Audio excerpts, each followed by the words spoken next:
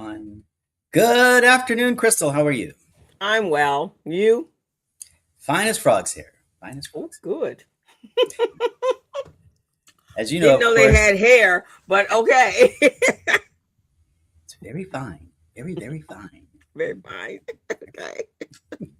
Mhm. So as usual, I'm stoked about this program we're going to talk about this particular topic because so many times a plan sponsor will have a retirement plan, and and it just kind of gets away from them because they don't really pay attention to us. That's what we're going to talk about today. But then you Okay. might ask also, okay, why should I, as a participant, be worried about this? And so we're going to spend a few minutes talking about that as well. If you're a participant in a plan, why do you need to know this? I mean, why does it concern you? So Hmm. that's what we're going to do. So Okay. first, I will read your bio, and the topic is is your compliance committee leaving you out to dry, or is it doing what it's supposed to do? Your 401k compliance committee. So Okay. everyone, if you would help me welcome my friend and colleague Crystal Mitchell, I will read her bio. Here we go.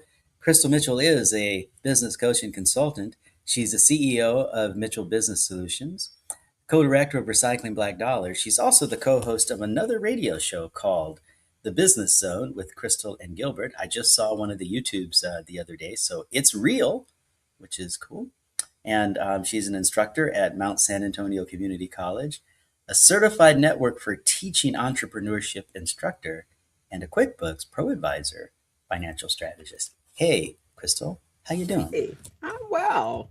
Everything is well. We're ending um, Women's History Month, and I attended a really beautiful event this weekend celebrating women. So I'm good. And spent a little Oh, time great. in my garden trying to get it back. Oh, We're good. trying to Good. How's that recover the coming? back. No, it's okay. Yeah, we still got work to do. we we we got work, but we're taking care of the plants that survived the journey the last 6 months. Good deal. Good deal. Well, Women's History Month, that's a great topic. We're actually in my book club reading a book about women soldiers in Vietnam, which is pretty cool. So Okay. I'm pretty excited about that. But let's get Okay. going. Our topic is uh, surrounding your compliance committee with regard to your 401k plan. So, many folks feel if they're going to start a retirement plan that in actuality, the only thing they really have to have is an annual meeting. And they pretty much figure the advisor is going to do that, right? So, Mm-hmm. what do they really need to do? But I like to say that, it's not the advisor's retirement plan, it's actually the retirement plan of the organization.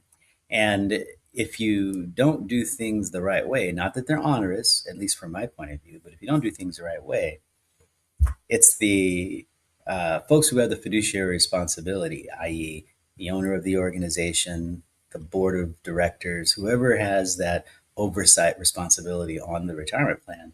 Their assets are on the chopping block, jointly and severally. So it's not like if the plan goes wrong and you just happen to be on the board that you get away. That's not Mm-hmm. how this thing works.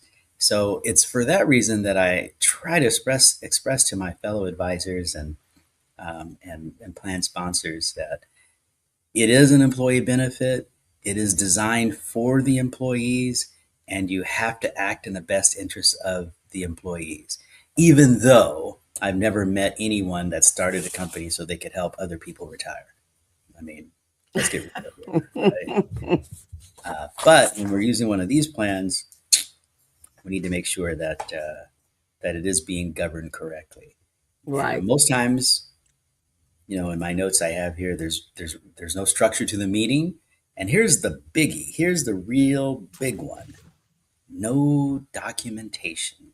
Oh. I used to work for a lady, and she would say, I was back in another industry. She would say, if it ain't there, it ain't there. That's the way it goes with regard to your retirement plans. If it ain't there, it didn't happen. So make sure you get that documentation. Okay, so what is it that we need to do? The first thing to realize is that number one, and this is for our clip, having a plan is not the same as managing the Mm. Yeah, plan. I would think so. Right. Mhm. And the next thing that we have to take a look at is what I just alluded to, and that is if there are no minutes, there is no defense. So if your job is to make sure that the plan runs effectively and efficiently, Mhm. whether your participants make money is not the overall importance. What's really important is that you run the plan for the best interest of those participants. If they decide that they're going to put their money in something that isn't appropriate for them, that's not Mhm. up to you. We have free will here. But you do need to make sure that when you make decisions, that they're documented and the reason that you made them is documented as well. So that if someone should happen to sue you, you've got you have a defense, right? And this is another time for one of those clips, which would be no minutes, no defense. Which is interesting, being that these would be corporations, right? Mm-hmm. Most of the time, corporations, and the biggest piece of a corporation is your minutes for those are your corporate minutes. So you would think any meeting that you were having that pertained to the structure in the corporation itself, that there would be that. You would, and I think if you're in a larger organization, uh, the minutes are probably taken. They're probably signed off on, accounted for. Uh, but in my experience, the Department of Labor doesn't go after necessarily large companies anymore. They've been put on notice that they have to have minutes, Ah, they have to have recordings. It's right. the smaller slash medium sized companies, right? Mm-hmm. Maybe you've got 50 employees, maybe you have $10 million worth of assets in your plant or something like that. Mm-hmm. Those are the companies that they're just trying to make money. They're just trying to get going, right? I mean, they're just trying to make sure that uh, the doors are open and things happen. They got a lot. Most of those folks have a lot of things on their plate, so they may say, "Yeah, we have the 401(k) plan. Okay, what do we need to do? Keep me out of Mm. trouble." Okay. And the most important thing that you can do to keep yourself out of trouble is document your decisions. Mm. That's Okay. that's the deal. Okay. Well, that makes sense then. So yeah, the smaller companies, are not as clued in to that as bigger companies. Yeah. Mhm. So it's time for another clip, and that would be most committees meet, but they don't manage. Mm. So that means documentation. Yeah. Yeah. Okay. So what is it? What is it they really need to do? What are we talking about? What kind of documentation do we mean here? Well, number one, you got to have the meeting. It doesn't have to be all the time, once a month. It's best, depending on the size of your organization and your needs, to have at least a quarterly meeting, but Mm-hmm. I mean, we are out here trying to make a widget, so that may not be appropriate, but at least I would say once a year. The Okay. second thing is you need to do that investment monitoring. You need to find a way to do that. Your advisor should be able to provide that, but you need to do that. Lots of times we can get that from the from the record keeper, the people that actually have the money. They can give you an annual update as to how the funds are progressing, and you can figure out a way as to how you judge those. And I think that's very appropriate. And there are systems out there that do that. I've worked with lots of companies that create their own system. And that kind of goes right in line with what we call an investment policy statement that Mm-hmm. puts down when you're going to move plans out and what kind of plans you are and the goals of the retirement plan, which is very important. And then I would say even at least as important as that, as at least important as monitoring the investments. And let's jump back because when we say investment monitoring, we're not suggesting that best fund is always the most appropriate, and because we do want to have a well diversified portfolio. So, in a retirement plan, we like the idea of funds going up and funds going down. People make money when funds go down. That is, they don't return as much as they necessarily could have. So, having a well diversified lineup is very important. Having an opportunity for your participants to buy cheap is very important, but not not documenting that is a problem. Does that make sense? Mm-hmm. Yeah. Yeah. I mean, always you gotta have documentation. You just don't can't function without documentation. That's what happens when you don't have a memory, Exactly. which And is next on not the list, I think unrare. there you go. Go ahead. Number four is going to be you got to benchmark the plan. The Department of Labor suggests that you benchmark the plan every 3 to 4 years. And benchmarking just means that you take the plan out to bid. It doesn't mean that you have to move the plan. It certainly does not mean you have to move the plan. But it does mean you, as the fiduciary responsibilities, need to know that your plan is priced appropriately. And I think the Department of Labor is very, very clear on this in a way by not being clear, that they're suggesting that just as there are all kinds of cars on the road and no one particular car is going to meet everyone's needs, no one particular price or fee structure is going to meet every plan's needs. So the Department of Labor is suggesting that you need to benchmark your plan every 3 to 4 years on a regular basis, but it doesn't have to look like everybody else's plan. And if your plan is working for you, if your participants are reaching their retirement goals, and if you are monitoring the assets, and if you know that your plan is a little bit more expensive, or you know that's a little bit less expensive, and you're not getting the services that you could, or what have you. But if your services match the price that you're paying, this is a good thing as long as you document, Mm. right? And that's one of my big I don't know what you call it, big red spot thing, big Mm. thing there is that you don't have When to you move go the in plan. and when you What's go that? in to do your auditing, Yeah, that kind of that's the thing. first thing you look for is whether or not I there's. do. How often have you documented the plan? Mm. Benchmark the plan, right? Because you don't know if your plan is operating appropriately until you benchmark it. You don't know if you're priced competitively until you benchmark it. And you want to do that. You don't need to be the cheapest. You could be the most expensive if you can justify it. So, Mm. time for the clip. A good plan is run by a committee that improves performance. And the only way you can do that is to measure it. And the Okay. best way to measure that is benchmark the plan. The last thing, and this is something that I haven't seen very many plans do, but I do think it's incredibly important. The last thing is uh, participant outcome tracking. It's one thing to say, okay, we have automatic enrollment, so everybody's in the plan. Mm-hmm. Great. Not success, right? Okay, so we got everybody in the plan and they're contributing 3%. Great. Not quite good enough because most people need to contribute 10 to 15%. Okay, everybody's in the plan.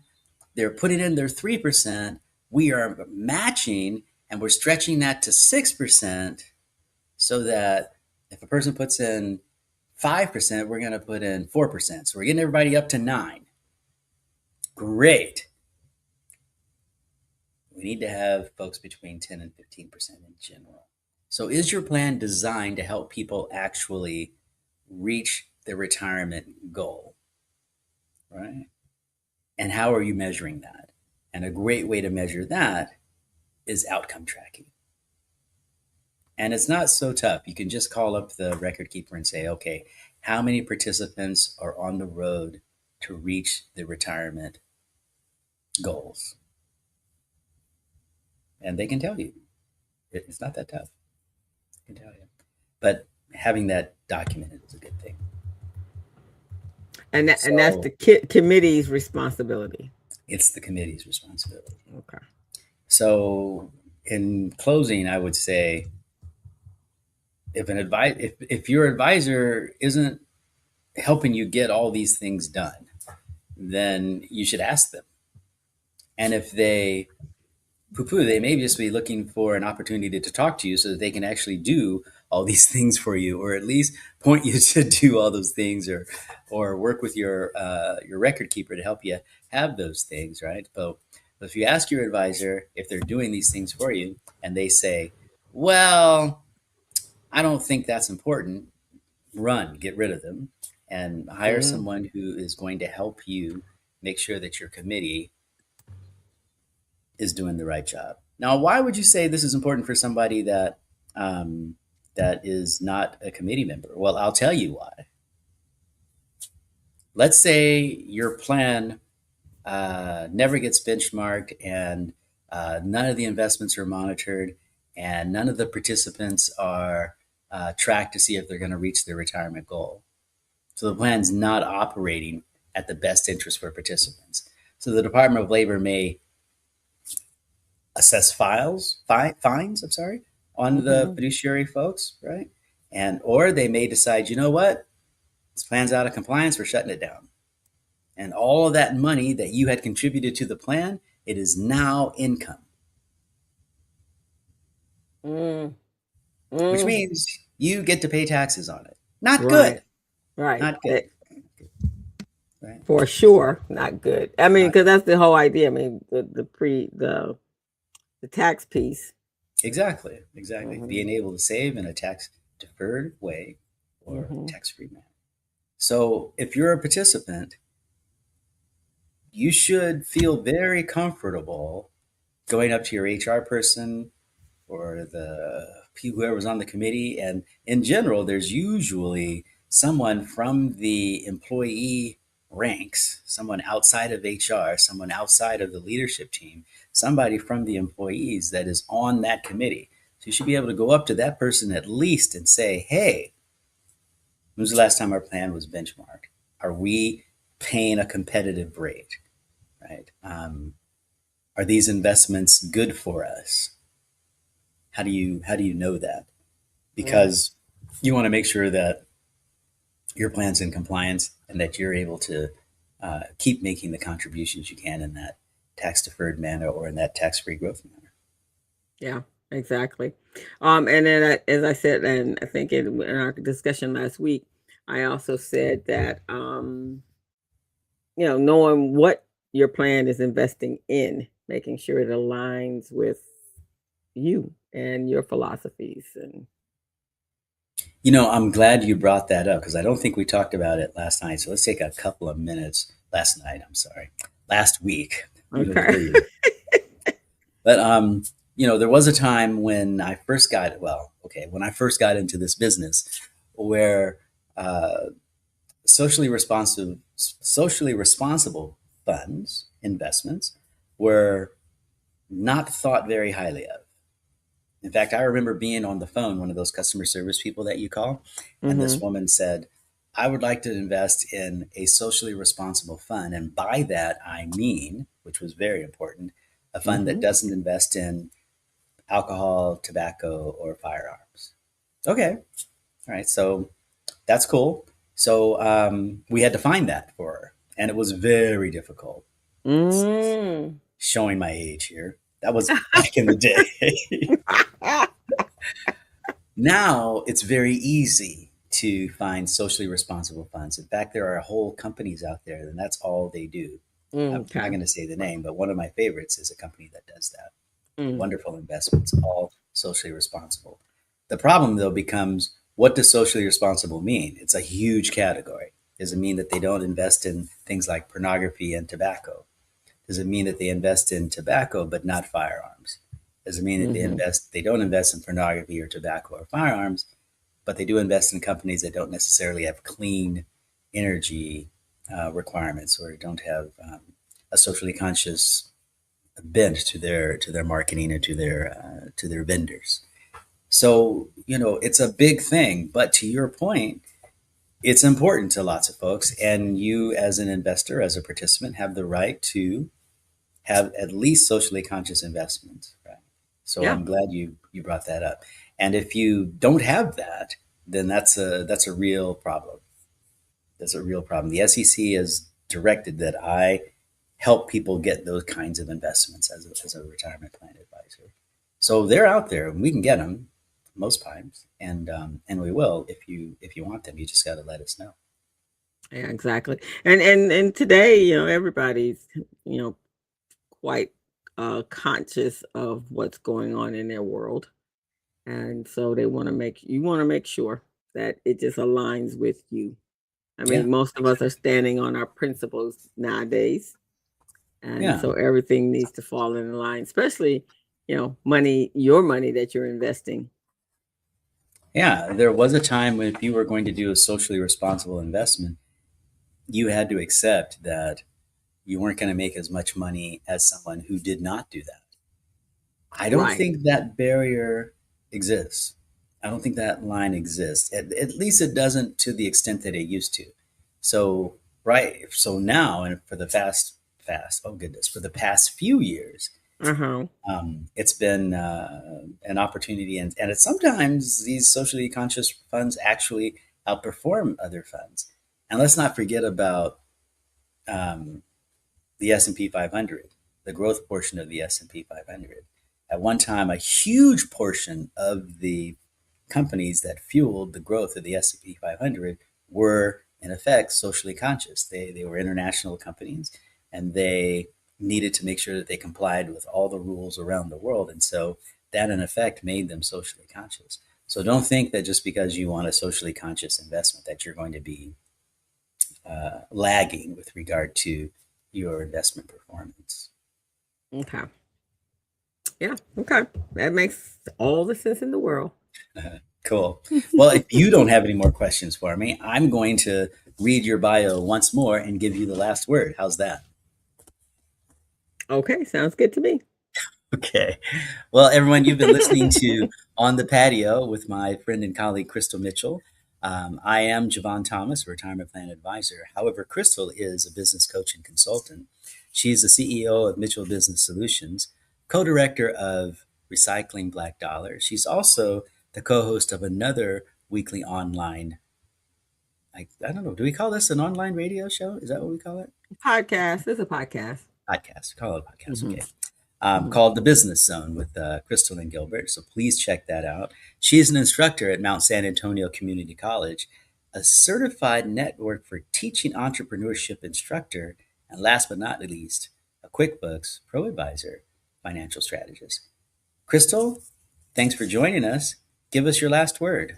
Okay, thank you. And another great topic. Again, I think making sure that everything is documented is really important, especially when you're about to retire. You don't want anybody to have forgot to dot the I's and cross the T's to delay that process. Well said. Well said.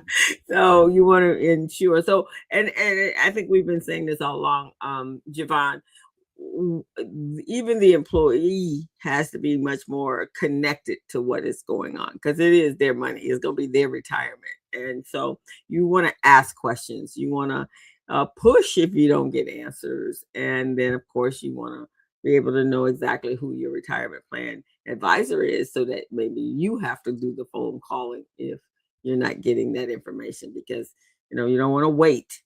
It's too late once it's time. You're getting the having the going away party and going, hey, I'm going away, but wait a minute, what? Indeed. So that's my Indeed. last word. Okay. Well, thank you. That's spot on. Exactly spot on. I agree fully. Well, thank you everyone for watching. We'll see you next week on the patio, and have a great week. See you guys. Bye bye. Have a great one.